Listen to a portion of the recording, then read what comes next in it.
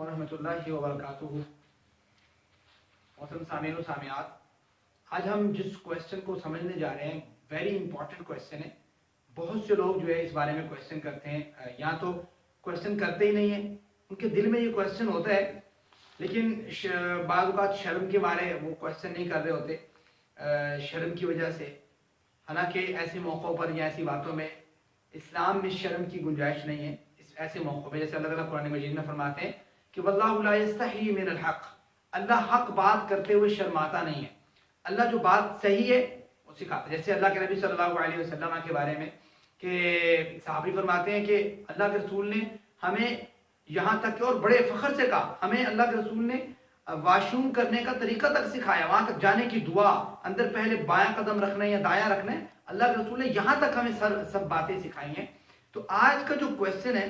وہ ہم غسل کا طریقہ سمجھنے لگے ہیں کہ غسل کا طریقہ کیا ہے۔ بہت سے لوگ کویسچن کرتے ہیں کہ غسل جنابت کا یار اصل طریقہ کیا ہے، اور وہ سوچ یہ رہے ہوتے ہیں کہ یار اگر ہم ایسا کوئی طریقہ اختیار تو نہیں کرتے یا ہم ایسی کوئی چیز تو نہیں چھوڑتے جس سے وہ جو ہے نا اس کا نقصان ہو۔ تو آج میں آپ کے سامنے غسل جنابت کے طریقے کو بیان کرنا چاہتا ہوں، جو کہ غسل جنابت کے طریقے کے بارے میں ایک حدیث ذکر کروں گا جس کا ریفرنس میں آج لکھ چکا ہوں۔ راوی ہیں سیدنا ام المؤمنین حضرت میمونہ رضی اللہ تعالی عنہ، اللہ کے رسول کی بیوی ہیں، محترمہ ہیں، ہم سب کی ماں ہیں۔ یہ اللہ کے رسول صلی اللہ علیہ وسلم کے غسل کے طریقے کو جو ایسے اللہ کے رسول صلی اللہ علیہ وسلم نے کیا تھا وہ بیان کرتی ہیں، اور صحیح البخاری میں بھی اس کو امام بخاری رحمہ اللہ لے کے آئے ہیں حدیث نمبر 265 کے تحت، اور صحیح مسلم میں امام مسلم لے کے ہیں حدیث نمبر 317 کے تحت۔ میں وہ حدیث کا جو ان کی ورڈنگ ہے اس کا میں ترجمہ آپ کو لفظ بلفظ کر دیتا ہوں کہ جس میں انہوں نے غسل کے طریقے کو بیان کیا۔ سیدنا ام المؤمنین میمونہ رضی اللہ تعالی عنہ نے فرماتی ہیں کہ ام المؤمنین میمونہ بیان فرماتی ہیں رضی اللہ تعالی عنہ کہ رسول اللہ صلی اللہ علیہ وسلم نے غسل کا ارادہ فرمایا تو سب سے پہلے دونوں ہاتھ دھوئے، پھر شرمگاہ کو دھویا، پھر بایاں ہاتھ جس سے شرمگاہ کو دھویا تھا زمین پر رگڑا، پھر اس کو دھویا، پھر کلی کی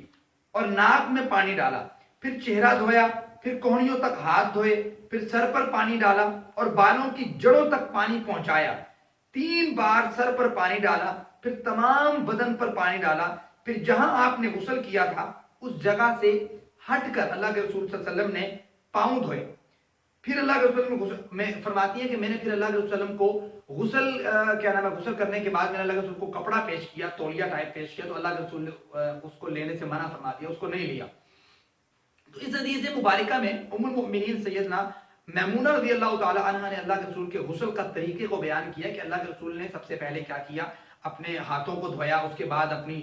شرمگاہ کو دھویا، اور پھر بائیں ہاتھ سے شرمگاہ کو دھویا تھا تو پھر بائیں ہاتھ کو اللہ کے رسول نے دھویا مٹی سے رگڑ کر۔ اب اس کی جدید شکل جو ہے وہ صابن ہے، آپ اس کو اس موقع پر جو ہے وہ صابن استعمال کر سکتے ہیں، ٹھیک ہے۔ تو پھر اس کے بعد اللہ کے رسول صلی اللہ علیہ وسلم نے جب شرمگاہ کو دھو لیا، اپنے ہاتھوں کو دھو لیا، یہ مرد و عورت کا ایک ہی طریقہ ہے، دھو لیا، اس کے بعد اللہ کے رسول صلی اللہ علیہ وسلم نے جو ہے پھر جس طرح وضو کرتے ہیں وضو شروع کر دیا۔ پہلے اللہ کے رسول نے کلی کی، ناک میں پھر پانی چڑھایا اچھی طرح 3 مرتبہ، پھر اللہ کے رسول صلی اللہ علیہ وسلم نے